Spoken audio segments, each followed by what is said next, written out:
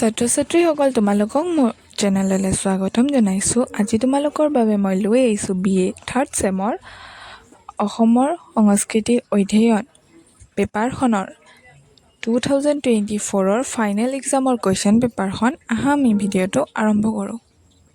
একৰ কটো হৈছে অষ্ট্ৰিক প্ৰজাতিৰ লোকসকলক বৈদিক সাহিত্যত কি নামেৰে জনা যায়? খটো হৈছে সংস্কৃত বুজাবলৈ কালচাৰ শব্দটো সৰ্বপ্ৰথমে কোনে ব্যৱহাৰ কৰিছিল? গটো হৈছে গাৰ্জা পূজা কোন জনগোষ্ঠীৰ লোকে পালন কৰে? ঘটো হৈছে হাইমু কোন জনগোষ্ঠীৰ লোকগীত?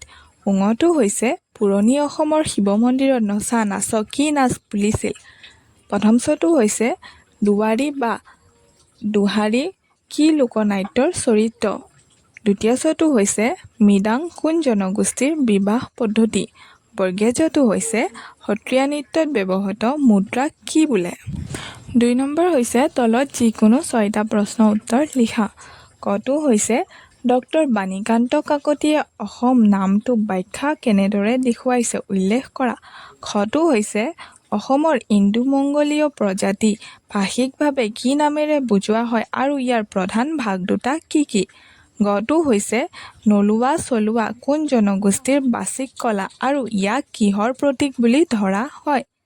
ঘটো হৈছে জাগাৰ পূজা কি? ইয়াক অসমৰ কোন অঞ্চলত পালন কৰা হয়?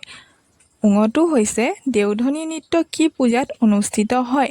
এই নৃত্যৰ সৈতে কোনবিধ ওজাপালি জড়িত? প্ৰথম ছটো হৈছে অগ্নিগড় কোনবিধ পৰিৱেশ কলাৰ সৈতে জড়িত? ইয়াক কিহৰ প্ৰতীক বুলি ভবা হয়? দ্বিতীয় ছটো হৈছে হাইদাং গীত কোন জনগোষ্ঠীৰ লগত জড়িত? এই হাইদাং শব্দৰ অৰ্থ ব্যাখ্যা কৰা। বৰ্গীয় জটো হৈছে আই নামৰ উপাস্য দেৱী কোন?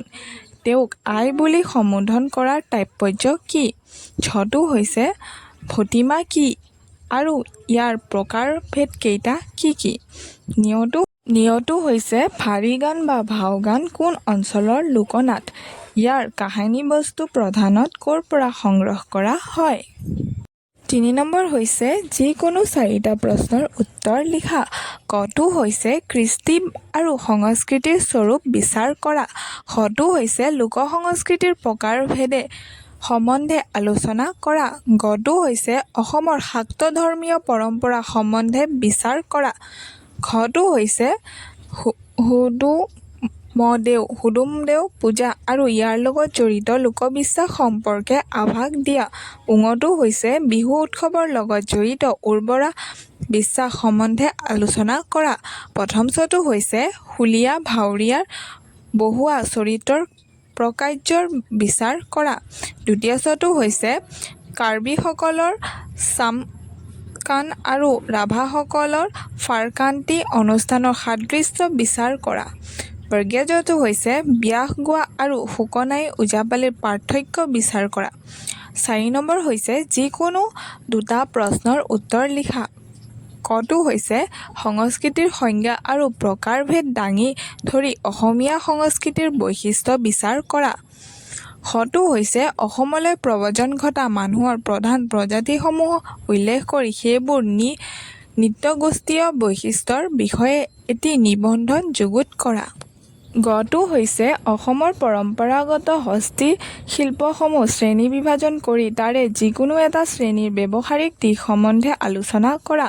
ঘটো হৈছে জনজাতীয় সংস্কৃতি বুলিলে কি বুজা? অসমীয়া সংস্কৃতিত জনজাতীয় সংস্কৃতিৰ সমল ক'ত কেনেধৰণে পৰিলক্ষিত হয় বিচাৰ কৰি এটি আলোচনা আগবঢ়োৱা।